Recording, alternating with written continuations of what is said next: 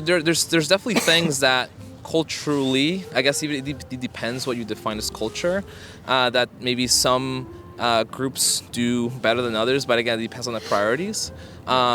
But my real problem with the question is how useful it is. The things that I would say like make you a bad culture is it's particularly honing in like the violation of consent and the rights of women and children. Forced veiling in Afghanistan and Iran, not allowing women to educate past a certain age in Afghanistan. Also in Afghanistan, not allowing women to speak in public. Forced marriages, bridal purchase. So like buying women because I think it commodifies them, reduces them to property.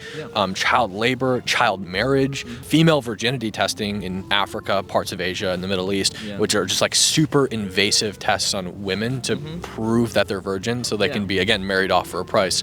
And I think that those things are like just blanketly immoral because they violate. I base everything based on the non-aggression principle. So I think that if you unjustly aggress somebody, that action is just blanketly immoral and wrong. So a lot of these are cultural practices. Another good example is in like Myanmar and Thailand, there are tribes who like band the necks of women when they're children. So like, you know, you put a ring and another ring and a ring, and that doesn't actually make your neck longer. It pushes your shoulder blades down your spinal cord, and you end up with this huge portion of your spinal cord completely exposed. It shortens lifespans, causes all kinds of chronic issues, and the children don't have a choice in that.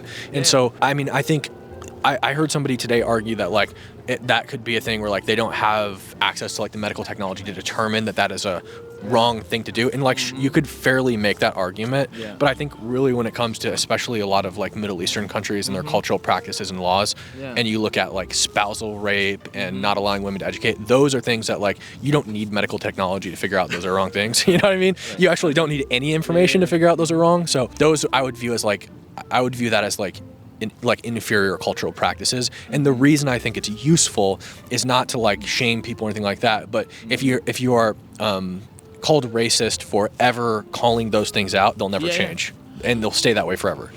So I mean, I think we're moving as a human species, and we're coming to an awareness that stuff is not right.